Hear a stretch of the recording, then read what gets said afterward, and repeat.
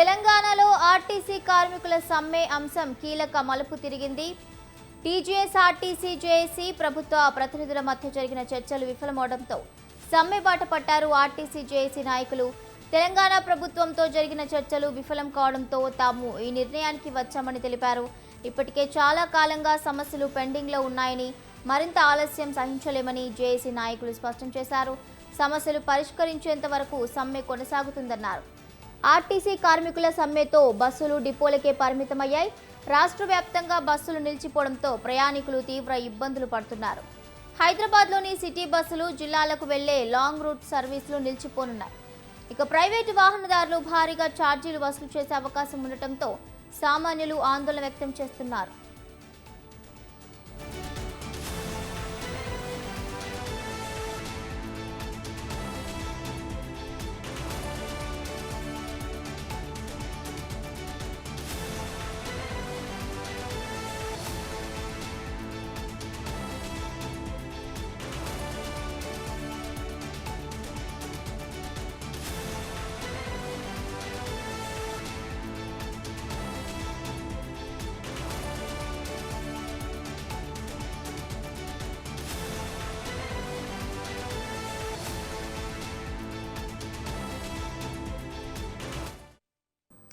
RTC కార్మికులు సమ్మె బాట పట్టారు. తెలంగాణలో ఆర్టీసీ కార్మికుల సమ్మె అంశం కీలక మలుపు తిరిగింది.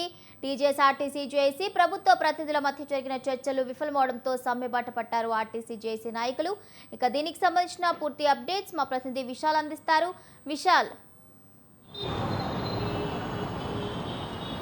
రైట్ భవానీ, ప్రభుత్వంతో ఆర్టీసీ కార్మికుల జేఏసీ నాయకుల చర్చలు విఫలం కావడంతో తెలంగాణ వ్యాప్తంగా ఈరోజు ఆర్టీసీ బస్సులన్నీ కూడా డిపోలకే పరిమితమయ్యాయి. అయితే కొన్ని అద్దె బస్సులు మాత్రం ప్రైవేటు వ్యక్తులతోటి వాళ్ళు నడిపిస్తున్నారు. అయితే 100% బస్సులు తిరగాల్సిన చోట కేవలం ఒక 10 నుంచి 15% బస్సులు మాత్రమే తిరుగుతుండడంతో ప్రజలందరూ కూడా తీవ్ర ఇబ్బందులు పడుతున్నారు. ఎందుకంటే ప్రతిరోజు ఉదయం వాళ్ళ డ్యూటీలకు వెళ్ళడానికి, ఇతర వాళ్ళ పనుల కోసం బస్టాండ్ల దగ్గరికి, అదేవిధంగా డిపోల దగ్గరికి పబ్లిక్ వెళ్ళి ఆ బస్సుల కోసం పడిగాపులు గాయాల్సిన పరిస్థితులు ప్రస్తుతం రాష్ట్ర వ్యాప్తంగా కనిపిస్తున్నాయి. ప్రస్తుతం నేను మెహదీపట్నంలో ఉన్నాను. ప్రతిరోజు ఈ మెహదీపట్నం నుంచి ఎక్కువ రద్దీగా ఈ మెహదీపట్నం బస్టాండ్ అనేది ఉంటుంది. కానీ ఈరోజు అంటే బస్సులు లేక కేవలం ఎప్పుడెప్పుడు బస్సులు వస్తాయా అని ప్రజలు ఎదురు చూస్తున్నారు. ప్రస్తుతం మనం విజువల్స్లో కూడా చూసుకోవచ్చు.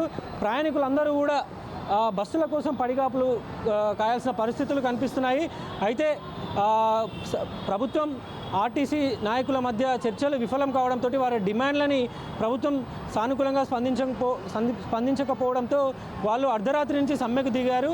ఇక దీంతో హైదరాబాద్లో బస్సులన్నీ కూడా డిపోలకే పరిమితమయ్యాయి. ఇక రాష్ట్ర వ్యాప్తంగా కూడా జిల్లాల వారీగా ఉన్న అన్ని డిపోలకే ఈ బస్సులన్నీ కూడా పరిమితం అవడంతో ప్రజలు తీవ్ర ఇబ్బందులు పడుతున్నారు. ఇక ఒక్క గ్రేటర్ హైదరాబాద్లోనే ప్రతిరోజు 25 లక్షల నుంచి 30 లక్షల వరకు ప్రయాణికులు ప్రయాణం చేస్తుంటారు. కానీ ఈరోజు బస్సులు లేకపోవడంతో వాళ్ళు తీవ్ర ఇబ్బందులు పడాల్సి వస్తుంది.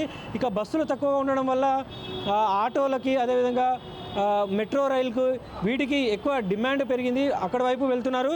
ఇక ప్రస్తుతం గ్రేటర్ హైదరాబాద్ వ్యాప్తంగా ఒక 29 డిపోలు ఉంటే ఆ 29 డిపోల దగ్గర బస్సులన్నీ కూడా డిపోలకే పరిమితమయ్యాయి.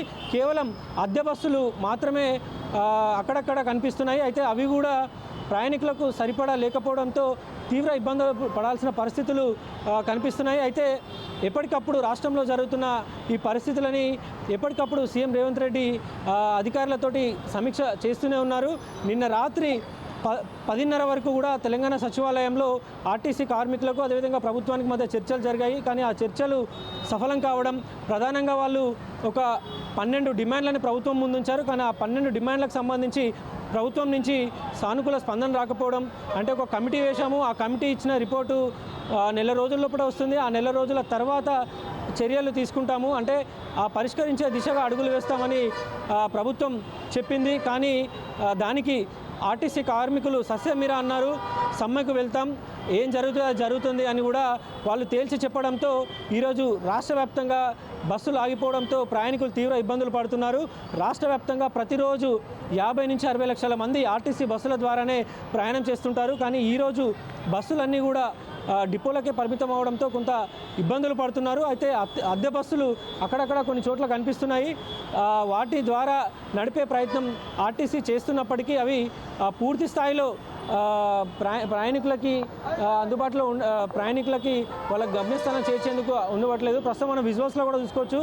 బస్సులు లేక ప్రైవేటు క్యాబ్లని అదేవిధంగా ఇతర ఆటోలు కానీ ఇతర వాహనాలను ప్రత్యామ్నాయంగా చూసుకుంటున్నారు. కొంతమందిని అడుగుదాం అసలు ఏంటిది, ఎంతసేపటి నుంచి నిలబడ్డారు బస్సులకి అనేది. అన్న ఎంతసేపటి నుంచి నిలబడ్డారు అన్న బస్సు కోసం? ఒక 1 అవర్ అవుతుంది. ఎక్కడికి వెళ్ళాలి మీరు?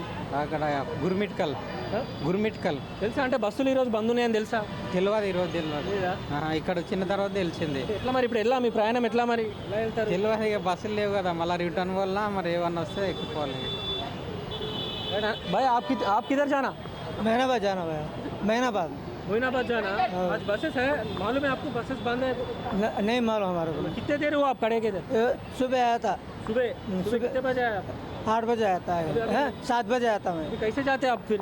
अब कैसे थे, फिर वापस जाना। फिर ऑफिस जाना। आप किधर जाना भाई? आप कितने देर से? मैं कोकापेट जाता, लेकिन अभी 8 बजे से मैं इधर खड़ा हूँ, कोई बस नहीं आ रही है। डेली इधर से मेदीपट्टनम से? हाँ, दिल्ली से जाना है हम लोग का, कहीं बस नहीं आ रही है। अभी क्या करना, कुछ समझ में नहीं आ रहा। मालूम है बसेस आज बंद है बोल के मालूम है? नहीं, मालूम नहीं है, मालूम नहीं है, कोई इन्फॉर्म नहीं किया गया। इन्फॉर्मेशन नहीं है। नहीं है, फिर आप कैसे जाना? प्राइवेट कैब से ऐसा हो रहा है? वही प्रॉब्लम हो रहा है, क्या करना कुछ समझ में नहीं आ रहा। गवर्नमेंट कुछ बोलते क्या? गवर्नमेंट को बोलना चाहूँगा कि बस इसको क्यों बंद किया गया, इन्फॉर्म करनी चाहिए, कम से कम लोगों में बतानी चाहिए ना, इसके लिए। और क्या बोलूँ मैं। చాలా మంది చెప్తున్నది ఏంటంటే అర్ధరాత్రి సమ్మె ప్రకటించడంతో చాలామందికి బస్సులో బంద్ అనే విషయం కూడా తెలియదని కూడా చెప్తున్నారు. అంటే ఇప్పుడు డ్యూటీలకు వెళ్ళవలసిన తాము ఇప్పుడు ఎలా డ్యూటీలకు వెళ్ళాలి లేదా తిరిగి ఇంటికి వెళ్ళాల్సిన పరిస్థితులు ఏర్పడుతున్నాయి. ప్రభుత్వం ఇప్పటికైనా స్పందించి బస్సులు రోడ్ల మీద తిరిగే విధంగా చూడాలి, బస్సులు ప్రజలకు అందుబాటులో ఉంచాలని కూడా కోరుతున్నారు. ప్రధానంగా ఆర్టీసీ సమ్మెకి సంబంధించి ఒక మార్చ్ 41 రోజుల ముందే ప్రభుత్వానికి ఆర్టీసీ కార్మికులు ఒక నోటీసును అందించారు. కానీ ఆ నోటీసు అందించినప్పటికీ ప్రభుత్వం నుంచి సానుకూల స్పందన రాలేదు, చర్చలు జరగలేదు. అయితే నిన్న చర్చలు జరిగినప్పటికీ అవి విఫలం కావడంతో చేసేదేమీ లేక తాము సమ్మె వైపు వెళ్తున్నామని ఆర్టీసీ కార్మికులు తెలిపారు. దీంతో ప్రస్తుతం రాష్ట్ర వ్యాప్తంగా సమ్మె ప్రభావం కొనసాగుతుంది. ప్రయాణికులు తీవ్ర ఇబ్బందులు పడుతున్నారు. ప్రస్తుతానికైతే కాలేజీలు స్కూళ్ళు లేకపోవడంతో కొంతమేర ఉపశమనం వస్తుంది. లేకపోతే కాలేజీలు యథావిధిగా ఉంటే ఇంకా ఆ ఇబ్బందులు పెరిగేటిది. అన్న చెప్పండి, ఎక్కడి నుంచి వస్తున్నారు మీరు? ఎక్కడికి వెళ్ళాలి? మేము చెవెళ్ళ అవ్వాలన్నా, చెవెళ్ళ అవ్వాలి. తెలుసా బస్సులు బంద్ అని తెలుసా? తెలియదు, వచ్చి నించుంటే అర్ధగంట అయింది వచ్చి, మీరు వచ్చి 1 అవర్ ఏమో అయింది వచ్చి. బస్సులు బంద్ అని తెలీదా? తెలియదు. ఎట్లా వెళ్తారు మరి? ఇప్పుడు ఎట్లా వెళ్తారు? ఇప్పుడు అదే చూస్తున్నాం, ఇప్పుడు ఎలా వెళ్ళాలో తెలుస్తలేదు. చెవులు అంటే రోజు ఎన్ని కిలోమీటర్స్ ఉంటుంది? ఎట్లా మీరు బస్ పాసా? 41 కిలోమీటర్స్ ఉంది ఇక్కడ నుంచి. బస్ పాస్ కాదు. ఓకే, టికెట్ తీసుకొని వెళ్తారు. ఆటోలు వీళ్ళు ఎట్లా రేట్లు ఉంటాయి అక్కడ? అయితే ఉండవన్న, ఆటోలు ఉండవు, అసలు ఆటోలు ఉండవు. బస్సులకే పోవాలి, బస్సులకే రావాలి. ఈరోజు బస్సులు లేవని తెలియదు నాకు కూడా. నేను వచ్చి గంట సేపు అయింది కానీ బస్సులు ఒక్కడివి లేవు ఇక్కడ. వీళ్ళు చెప్పేవారు తెలియదు నాకు. ఎట్లా మీరు నువ్వు చెవులో వెళ్ళాలంటే ఎట్లా మరి? ఇప్పుడు చూస్తున్నా, ఆలోచిస్తున్నా, ఫోన్ కూడా లిఫ్ట్ అయితే లేదు. చాలామందికి ఈ సమ్మె గురించి తెలియకపోవడంతో బస్టాండ్ల దగ్గరనే ఉండిపోయి వాళ్ళు అటు వెళ్ళాలా ఇంటికి వెళ్ళాలా అనేది కూడా కొంత ఆలోచనలో పడిపోయారు. అయితే ముఖ్యంగా నిన్న రాత్రి 10:30 తర్వాత ఈ సమ్మె అనేది బయటికి వచ్చింది. కానీ అప్పటికి ప్రజలకు ఈ విషయం తెలియదు. దీంతో ప్రత్యామ్నాయ మార్గాలు కూడా చూసుకునే అవకాశం కూడా వాళ్ళకి లేకుండా పోయింది. ప్రస్తుతం మెహదీపట్నంలో బస్సుల కోసం ప్రయాణికులు పడిగాపులు కాస్తున్నారు. భవానీ.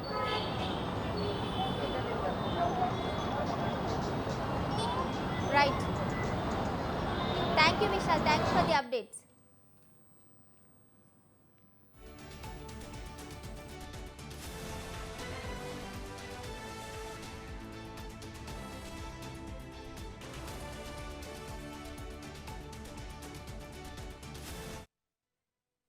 కార్మికులు చేసే కష్టము ఒక కలెక్టర్ కూడా చేయలేకపోతాడు. ఒక కలెక్టర్ తిరగని మండలాలు మేము తిరుగుతాం, ఒక కలెక్టర్ తిరగని జిల్లాలు మేము తిరిగి వస్తాం. మేము అంత కష్టజీవులం. మేము మా కష్టం ఎవరు చూస్తలేరు. అంతకు ముందు నా కేసీఆర్ ఆయనకు పట్టలేదు. ఇప్పుడు ఈయన వచ్చి నువ్వు ఇచ్చినావు కదా, నీ మేనిఫెస్టోలో పెట్టినావు కదా, నీ నీ మేనిఫెస్టోలో పెట్టిందే మేము అడుగుతున్నాం. మా ఏం గొంతమ్మ కోరికలు కావు. నువ్వు ప్రభుత్వంలో విలీనం చేస్తానన్నావు, చెయ్యు. మాకు ఇచ్చే ఫిట్మెంట్ మాకు ఇస్తానన్నావు, ఇయ్యు. మాకు యూనియన్ పెడతానన్నావు, పెట్టు. యూనియన్ పెట్టకపోతే ఎట్లా అన్నావు? అప్పుడు మస్తు మాట్లాడినావు, ఎగిరెగిరి మాట్లాడినావు. ఆర్టీసీలో దిక్కులే, నాకు ఎవడు దిక్కులేడు అన్నట్టు మాట్లాడినావు. ఈ రోజు ఏమైంది? ఈ రోజు కూడా నువ్వు మాట్లాడు. ఈ రోజు కూడా మై చెయ్యు. మై గొంతెమ్మ కోరికలు కావు. నువ్వు అమలు చేసిన మహాలక్ష్మి పథకాన్ని మేము సక్సెస్ చేస్తున్నాం. ఆర్టీసీ ఆడపిల్లలకు సక్సెస్ చేస్తున్నాము. 60 మంది 70 మంది ఎక్కాల్సిన బస్సులో 120 130 మందిని తీసుకుపోతున్నాం. ఏమమ్మా ఇట్లా ఇంతగానం ఎక్కుతారు? ఈడెక్కి ఆడదిగుతుంది, ఆడెక్కి తినదిగుతుంది. 30 రూపాయలలో పోవాల్సిన ఒక క్యాండిడేట్ 60-70 రూపాయలలో పోతుంది. ఈడెక్తుంది, ఆడదిగుతుంది, ఆడెక్తుంది, ఈడదిగుతుంది. అది ఎవరు లాస్ అవుతారు? మేము లాస్ అవుతలేమా? మా కష్టం కాదా? మా బస్సులు పాడైతలేవా? 120 మంది ఎక్కితే మా బస్సు పాడు కదా? మా అన్ని కొంత కోరికలు కావు, మా అన్ని స్వచ్ఛమైన కోరికలు. సపోర్ట్ ఉండాలి ఎప్పుడే. చాలా రోజులుగా మేము ఆర్థిక సమస్యలతోని బాధపడుతున్నాము. ఆర్టీసీ కార్మికులము అన్న మాటే కానీ మాకు ఎలాంటి బెనిఫిట్స్ కూడా సరిగా వాళ్ళు అమలు చేయడం లేదు. కొత్త ప్రభుత్వం వచ్చింది, అందరికీ అన్ని సమకూరుస్తున్నామంటారు. మా ఆర్టీసీకి ఏం చేసింది ఇన్ని రోజులుగా? మాకున్న సమస్యలు అలాగే ఉన్నాయి, పాత సమస్యలే, కొత్తది ఒక్కటి కూడా లేదు. ముందు పక్కా విలీనం అని చెప్పారు, ప్రభుత్వంలో గెజిట్ అయిపోయింది, మేము చేసేస్తున్నాము అని చెప్పారు. ఇప్పటి వరకు చేసింది లేదు. 2.5 సంవత్సరాలు కావాల్సింది. ఆర్టీసీ కార్మికులు ఏం పాపం చేస్తున్నారని జేఏసీ పిలుపు మేరకు సమ్మె చేయడం జరిగింది. ప్రజాపాలన ప్రభుత్వం వస్తుందని చెప్పి మా కాంగ్రెస్ గవర్నమెంట్ సభ్యులు, మా కార్మికులందరూ ఐక్యంగా ఓట్లేసి గెలిపించిన ప్రభుత్వము మాకు ఇబ్బందికి గురి చేయడం జరుగుతున్నది. మేము దశల వారీగా వీళ్ళ సమస్యలు చెప్పినాం. 2 పే స్కేల్స్ విలీనం చేయాలని చెప్పినా కూడా వినకుండా మొండి వైఖరి చేస్తుంది. ఇంతకుముందు 55 రోజుల సమ్మె చేయడం వలన కేసీఆర్ గవర్నమెంట్ ఓడడానికి మా కార్మికులు ఇప్పటికైనా మేము మహాలక్ష్మి పథకం ప్రజాపాలన మా వాళ్ళందరూ ఐక్యమత్యంగా ఉండి ప్రయత్నం చేస్తున్నారు. అయినా మీరు ఇప్పటికైనా చర్చల ద్వారా మా యొక్క న్యాయమైన డిమాండ్లను 2 పే స్కేల్స్ గవర్నమెంట్లో విలీనం చేయాలని కోరుతూ మా సంగారెడ్డి కార్మికుల పక్షాన మేము ఆశిస్తున్నాం. యూనియన్ ప్రదర్శించాలి. ఆ రోజు మీరే చెప్పారు యూనియన్ కావాలి, యూనియన్ చేస్తాం, గవర్నమెంట్ విలీనం చేస్తాం అని చెప్పారు. ఇంతవరకు అటువంటి సమస్యలు మీరు పట్టించుకోకుండా ఒంటెత్తు పోకుండా పోతున్నారు. ఇప్పటికైనా మీరు ఈ సమస్య పరిష్కరించి మాకు న్యాయమైన డిమాండ్లు చేయాలని చెప్పి కోరుకుంటూ మా సంగారెడ్డి కార్మికుల పక్షాన మేము కోరుకుంటాం. ఇట్టి విషయం మా జగ్గారెడ్డి సాబ్ చొరవగా తీసుకొని మా కార్మికుల పక్షాన మాట్లాడాలని కోరుతున్నాం. జేఏసీ పిలుపు మేరకు సమ్మె చేయడం జరిగింది.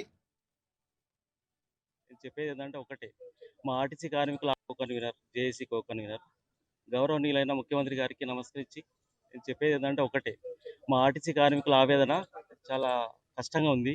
మేము అడుగుతుంది ఏంటంటే, మీరు మేనిఫెస్టోలో పెట్టింది ఏదైతే పెట్టో అదే అడుగుతున్నాం. గొంతమ్మ కోరికలు మేమేం అడగట్లేదు. మీరు విలీనం అన్నారు,